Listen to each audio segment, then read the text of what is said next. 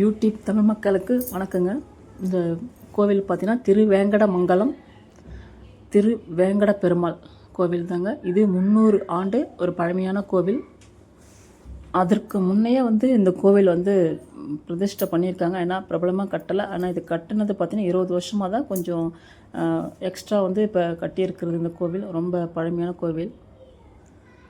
இந்த கோவில் பார்த்திங்கன்னா இந்த குளமே பெரிய குளமே நல்லாயிருக்கு.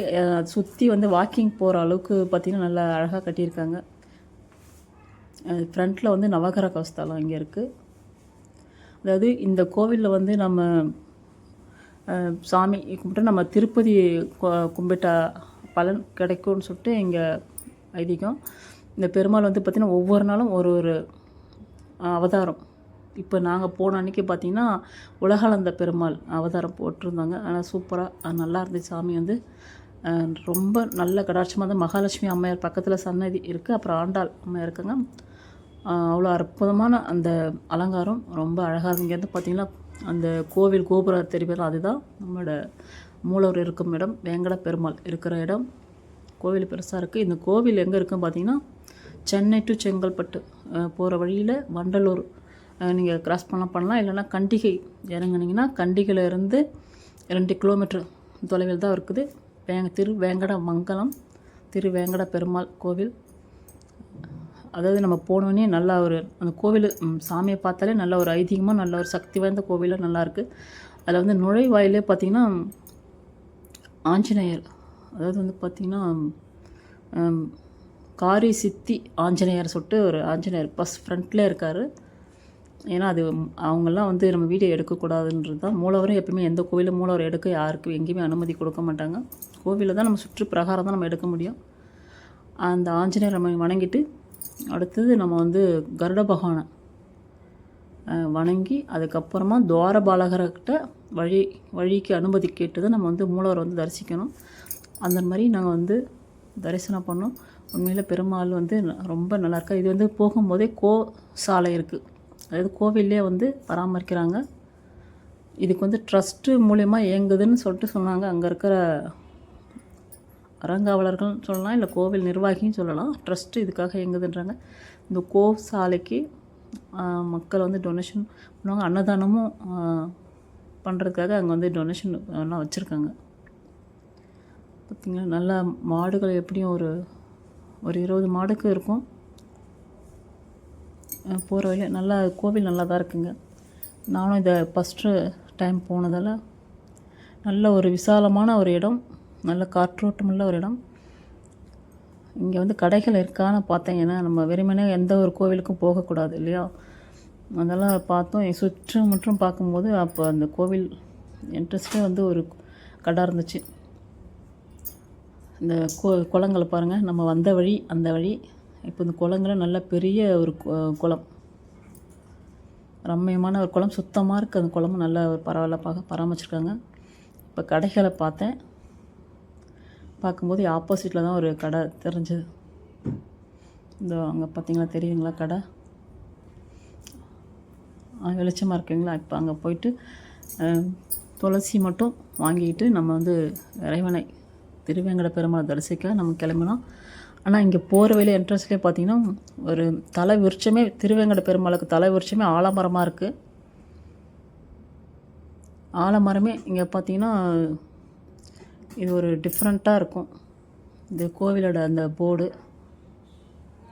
தெளிவாக தெரியுங்களா தெரியல. அன்னதான கூடம், அன்னதானத்துக்கு நம்மளோட டொனேஷன் கொடுக்குறவங்க கொடுக்கலான்னு அந்த போர்டில் இருக்குது.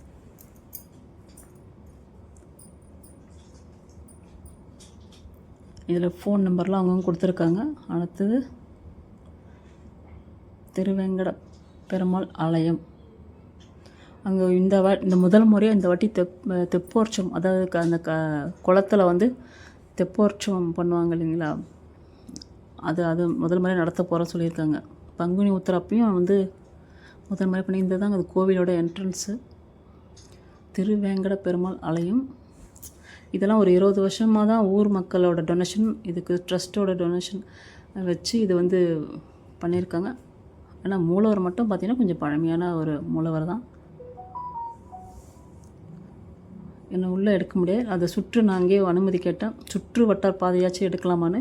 அதாவது சாமி மூலவரை மட்டும் எடுக்கக்கூடாது, சுற்று வட்ட பாதைகள் எடுக்கலாம்னு சொல்லியிருக்காங்க. இதுதான் என்ட்ரன்ஸில். இங்கே வந்து காரியசித்தி ஆஞ்சநேயர் இருக்கார், நம்ம அவரை பிரார்த்தனை பண்ணிக்கலாம். அடுத்து இந்த அதாவது என்ட்ரன்ஸ்லேயே இருக்குது இந்த ஆலமரம். இது பார்த்திங்கன்னா ஒரு டிஃப்ரெண்ட்டாக இருக்கும் பாருங்கள். அதாவது இந்த பக்கம் மரம் அது அப்படியே குறுக்கால போய் அது பக்கமாக அந்த விழுது எங்கே விழுந்திருக்கோ அந்த பக்கமாக அப்படியே இருக்குது. இது இந்த பாருங்கள், இது இப்படி ஒரு வாசக்கால மாதிரி குறுக்கால இருக்கும் இந்த மரம். இது ஒரு நல்ல ஒரு மரத்தை பார்த்தாலே தெரியுது, ரொம்ப பழமையான மரம், ஆலமரம்ன்ட்டு நல்லா தெளிவாக தெரியுது. அதாவது நம்ம வர்றவங்க வந்து பார்த்திங்கன்னா அந்த மரத்து கீழே அந்த கிளைகள் குறுக்கால வர கீழே தான் நம்ம வந்து வாகனங்களும் வர்ற மாதிரி இருக்குது, நம்மளும் வர மாதிரி இருக்குது. ரொம்ப சூப்பராக இருக்குது. இந்த மரமே நமக்கு பார்க்க ரொம்ப ஒரு சக்தி, தெய்வமான சக்தியும் நல்லா அது உணர்வு வந்துருச்சு. இப்போ நம்ம இந்த கோவிலுக்குள்ளே போகிறோம்.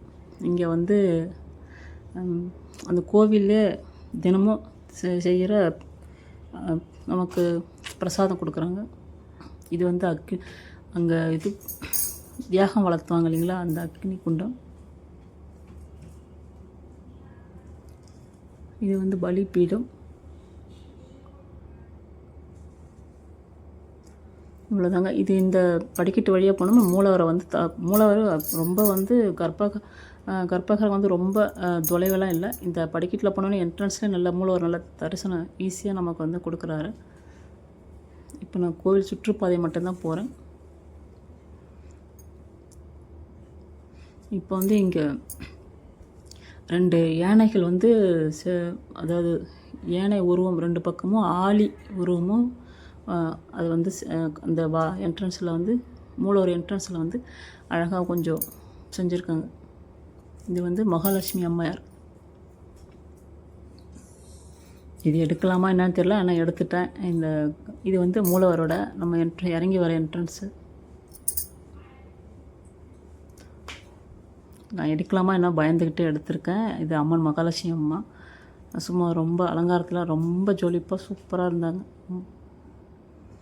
மகாலட்சுமி தாயாரை வேண்டிக் கொண்டு அடுத்து கோவில் சுற்றுப்பாதையில் நம்ம போகிறோம்.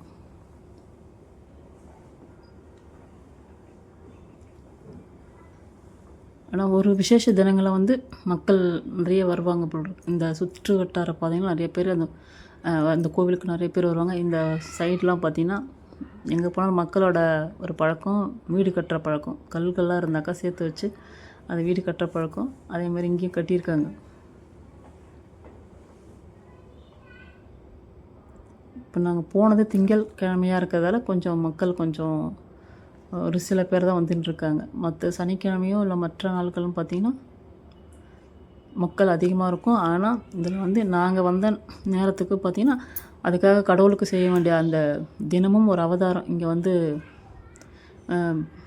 அந்த இறைவனுக்கு அந்த வேஷம் போடுறாங்க இல்லைங்களா, அந்த மாதிரி இந்த கோயிலில் இன்றைக்கி நாங்கள் போனப்போ உலகாளந்த பெருமாளோட அவதாரம் போட்டிருந்தாங்க.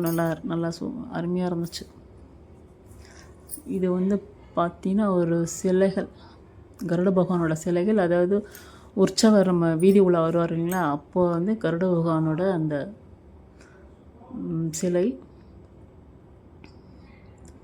இது வந்து பார்த்திங்கன்னா அப்புறம் ஆஞ்சநேயர் சிலை பக்கத்தில் இருக்குது. ஒரு கை இப்படி காமிச்சது பார்த்தா இது சஞ்சீவி மலை தூக்கிட்டு வர மாதிரி ஒரு பாவனை என்னன்னு தெரியல. ஆனால் இங்கே ஆஞ்சநேயரும் சூப்பராக இருக்குது. 2 சிலைகளும் சூப்பராக இருக்குங்களா,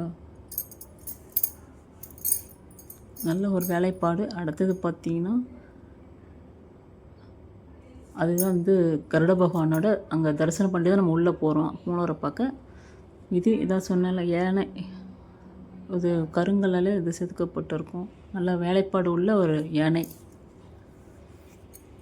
மூலவரோட என்ட்ரன்ஸில் இருக்கும் பாருங்கள். அது 2 பக்கமும் அதே மாதிரி இருக்குது. ஆனால் கோவில் உண்மையில் வந்து திருப்பதி, இந்த கோவிலுக்கு வந்தால் திருப்பதிக்கு போன பலன் கண்டிப்பாக கிடைக்கும்.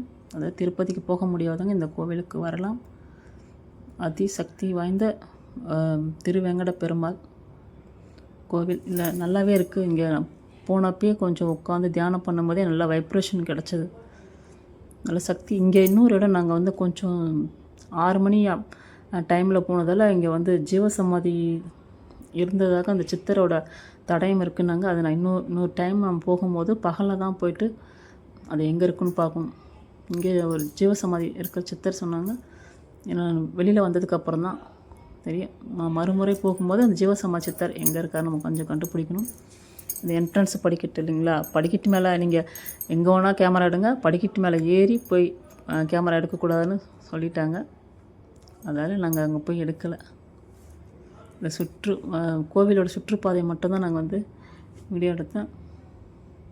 நல்ல பிரம்மாண்டமான ஒரு கோவில் தான், பார்க்கலாம். இந்த சுற்று வட்டாரத்தில் நிறைய பேர் பார்க்காதவங்களும் பார்க்கலாம். இல்லை இந்த ரத்தனமங்கலம் வர்றவங்களும் சரி, இந்த வண்டலூர் வழியாக வர்றவங்களும் இந்த கோவிலுக்கு நீங்கள் வரலாம். திருப்பதிக்கு போன பலன் நமக்கு கிடைக்கும். 300 வருடம் சொல்கிறாங்க. ஏன்னா பழமையான கோவில்னு அதுக்கு முன்னதாகவும் இருக்கலாம். ஏன்னா அவங்க கல்வெட்டு வந்து தெளிவாக தெரியலை. ஏன்னா கோவிலே அந்த ஆதி காலத்தில் சிதிலம் அடைஞ்சதால தான் அதை புனர்பிச்சு கட்டுறதால இந்த கோவில் வந்து இருக்காங்க. இது அங்கே ஆஞ்சநேயர் கோவில். அது ஏன்னா அது படம் பிடிக்கிறதுக்காக எடுக்கலை. நன்றி, வணக்கங்க. உங்களுக்கு பிடிச்சிருந்தா இந்த வீடியோ லைக் பண்ணுங்கள், கமெண்ட் பண்ணுங்கள். நன்றி.